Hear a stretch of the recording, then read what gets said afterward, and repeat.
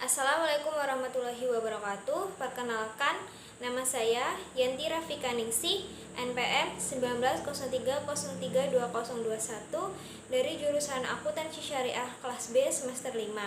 Di sini saya akan menjelaskan tentang isi dari makalah saya yang berjudul Peran Akuntansi dalam Penentuan Harga Pelayanan Publik. Video ini dibuat untuk memenuhi tugas UAS mata kuliah akuntansi sektor publik. Pokok bahasan dalam video kali ini yang pertama ada pengertian dari pelayanan publik, yang kedua ada teknik akuntansi akrual dalam penentuan harga pelayanan publik, yang ketiga ada penghitungan taksiran penentuan harga pelayanan publik, dan yang keempat adalah kesimpulan. Pelayanan publik. Mungkin di antara kita masih belum paham apa arti dari pelayanan publik itu sendiri. Pengertian dari pelayanan publik adalah kegiatan atau rangkaian kegiatan dalam rangka pemenuhan kebutuhan pelayanan sesuai dengan peraturan perundang-undangan bagi setiap warga negara dan penduduk atas barang, jasa, atau pelayanan administratif yang disediakan oleh penyelenggara pelayanan publik. Contoh dari pelayanan publik antara lain pertama adalah jalan tol. Jalan tol ini merupakan pelayanan publik yang paling sering kita gunakan ketika kita berkendara, karena dengan jalan tol perjalanan bisa lebih cepat dibandingkan dengan jalan umum yang biasanya sering macet. Maka dari itu, untuk melintasi jalan tol kita dikenakan tarif. Yang kedua ada transportasi publik. Pelayanan publik ini juga sering kita gunakan saat mudik lebaran ataupun pergi ke suatu daerah, misalnya jasa kereta api, bus antar kota, dan sebagainya. Yang ketiga adalah pelayanan kesehatan. Ketika kita sakit, tentu kita akan berobat. Salah satunya adalah rumah sakit, yang merupakan layanan publik pada bidang kesehatan. Yang keempat ada energi dan listrik. Listrik adalah sumber daya yang sangat kita butuhkan untuk menghidupkan lampu, menonton TV, menghidupkan kipas, dan masih banyak lagi kegunaan untuk kehidupan kita sehari-hari. Selanjutnya ada fasilitas rekreasi atau pariwisata. Ketika kita jenuh dengan aktivitas sehari-hari, maka kita butuh untuk berlibur ke tempat pariwisata. Untuk itu, tersedia pelayanan publik tempat rekreasi seperti pantai, kebun binatang, kolam renang, dan masih banyak lainnya. Untuk contoh-contoh pelayanan publik masih banyak lainnya, tapi tidak bisa saya sebutkan satu persatu di sini. Selanjutnya adalah teknik akuntansi akrual dalam penentuan harga pelayanan publik. Teknik akuntansi yang digunakan untuk menentukan harga pelayanan publik sebenarnya ada beberapa cara, yaitu ada teknik akuntansi dana, teknik akuntansi penganggaran, teknik akuntansi kas, dan teknik akuntansi akrual.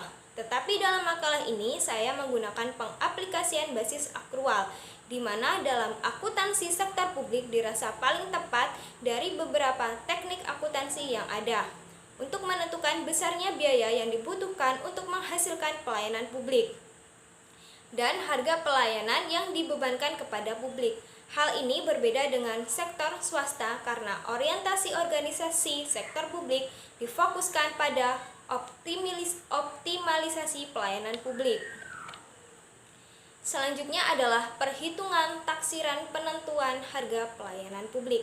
Di antara kita juga mungkin masih bertanya-tanya bagaimana cara menentukan tarif dalam pelayanan publik itu sendiri. Maka dari itu, di sini saya akan sedikit menjelaskan perhitungan harga yang dapat dilakukan dengan berbagai metode untuk mendapatkan harga yang paling sesuai. Di sini saya menggunakan sistem activity based costing.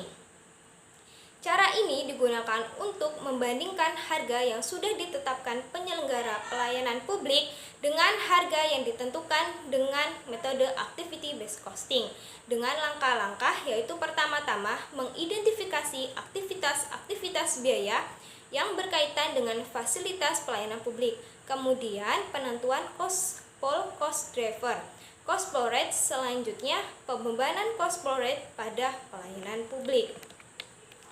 Setelah penentuan cost flow rate, kemudian penghitungan didapat harga pelayanan publik berdasarkan sistem activity based costing.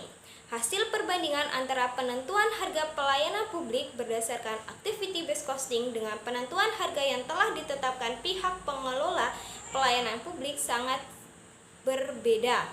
Perbedaan ini terjadi karena selama ini pihak pengelola pelayanan publik dalam menentukan harga fasilitas pelayanan publik tidak memperhatikan biaya-biaya yang berkaitan langsung dengan fasilitas pelayanan publik. Kesimpulan dari makalah saya adalah dari hasil analisis dapat disimpulkan bahwa penggunaan sistem activity based costing bisa dijadikan salah satu alternatif dalam penentuan harga suatu produk atau jasa.